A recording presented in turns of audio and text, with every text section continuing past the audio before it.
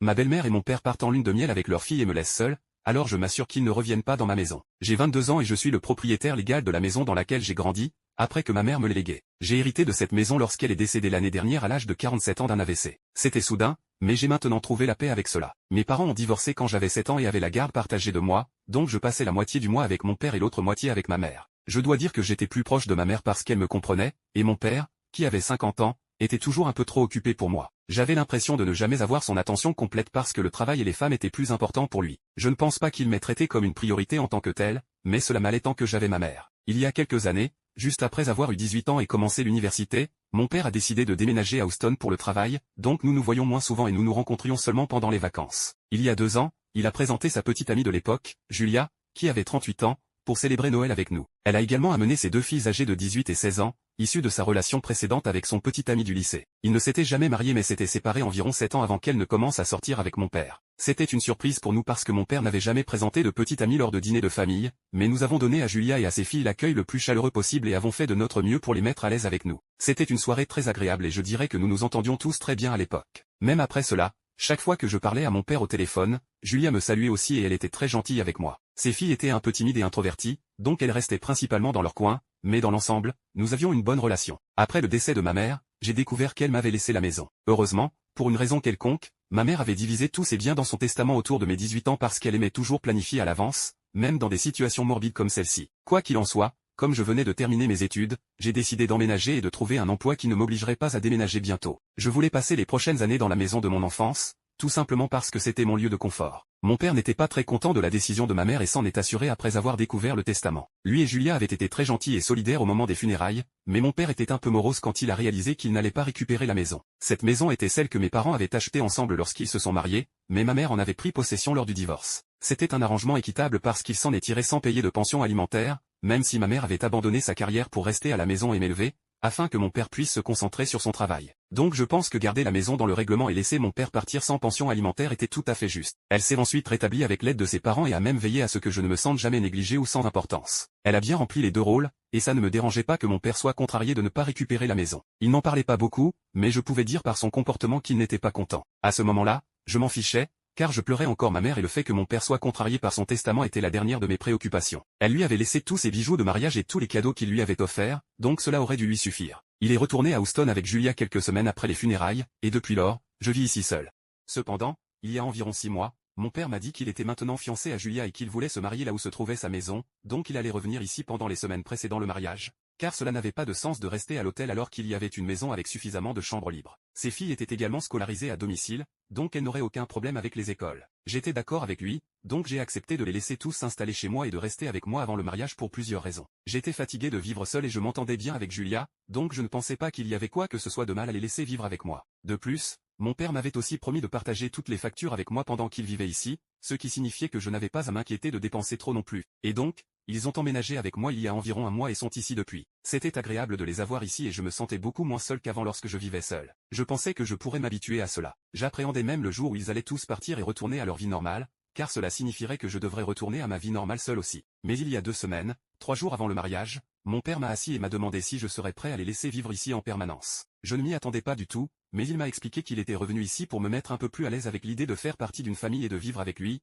car il n'aimait pas l'idée que je vive seul dans cette maison. Il avait prévu de m'y introduire progressivement, et maintenant qu'il pensait que je m'entendais bien avec eux, il voulait savoir si je serais prêt à rendre cela permanent. Je voulais dire oui tout de suite, mais son comportement lorsqu'il a découvert qu'il ne récupérerait pas la maison m'a un peu troublé. Autant j'aurais aimé rendre cela permanent, je ne pensais pas que ce soit une bonne idée de le faire si tôt et je ne voulais pas faire l'erreur d'agir sur mes émotions. Je savais que c'était la seule solution logique à mes sentiments accablants de solitude, mais cela ne signifiait pas que je devais les laisser tous emménager avec moi. Cela ne faisait qu'un mois qu'ils vivaient ici, donc autant je voulais dire oui.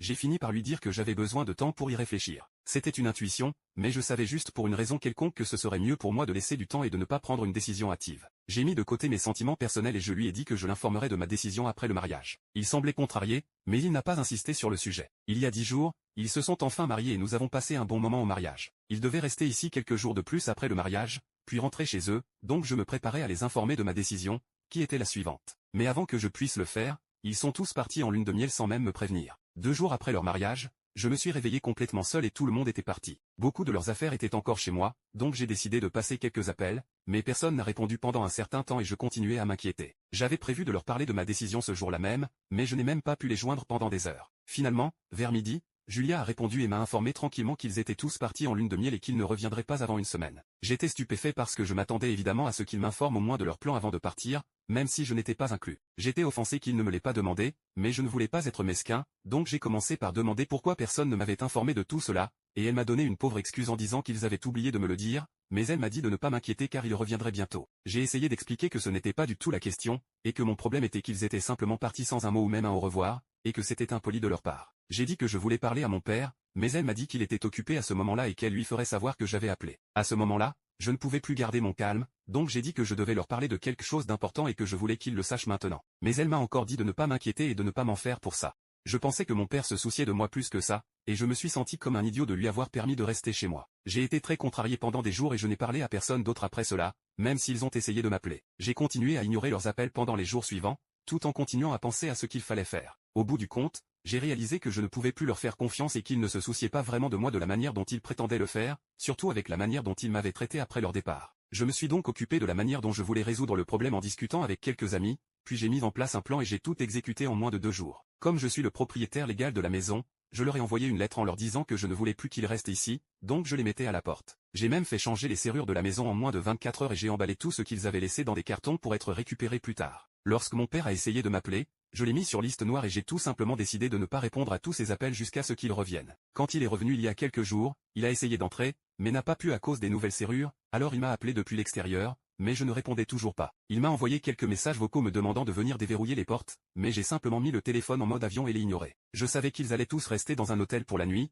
donc je n'avais rien à m'inquiéter, et ce matin, je suis enfin allé ouvrir la porte pour qu'ils viennent récupérer leurs affaires. Julia et ses filles étaient toutes dans la voiture pendant que mon père était le seul à essayer de me parler, mais je ne voulais pas l'entendre. Je ne voulais tout simplement pas écouter ce qu'il avait à dire parce que je pensais qu'il ne se souciait pas de moi au début, mais il était aussi furieux que j'ai changé les serrures et emballé toutes leurs affaires. Nous avons finalement eu une grande dispute, ce qui s'est terminé par moi leur disant de partir pour de bon parce que je ne voulais plus les revoir, et je lui ai aussi dit que je pensais qu'il voulait seulement la maison pour lui-même, ce qu'il a nié. Cela s'est terminé par lui embarquant toutes les affaires et s'en allant. Ils sont maintenant restés dans un hôtel depuis, mais nous avons continué à échanger des textos pendant toute la durée du processus. Je lui ai aussi finalement dit que je ne voulais plus qu'il vive avec moi, mais qu'il était le bienvenu pour venir de temps en temps, mais je ne lui faisais plus confiance. Julia m'a également envoyé des textos pour essayer de calmer la situation, mais je n'ai pas répondu à la plupart d'entre eux et j'ai juste choisi de les ignorer pour l'instant. Je sais que j'ai pris la bonne décision pour moi-même, mais je me sens aussi coupable d'avoir été aussi dur avec lui après avoir pensé que tout irait bien si nous vivions ensemble. Je me sens aussi coupable d'avoir exclu Julia et ses filles de tout cela et de ne pas les avoir laissées emménager avec nous, mais je pense toujours que c'était la meilleure décision pour moi. J'ai encore beaucoup de choses à réfléchir à ce sujet,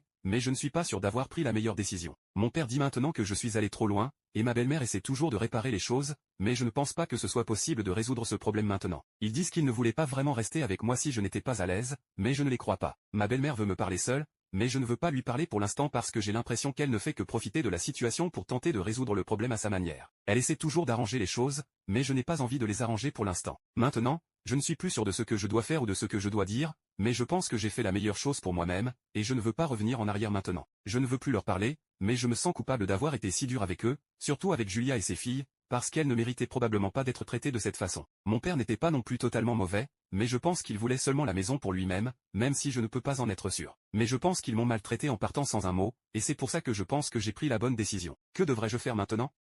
Ai-je fait ce qu'il fallait en les excluant de la maison après leur départ? Comment dois-je gérer la situation avec mon père et ma belle-mère maintenant?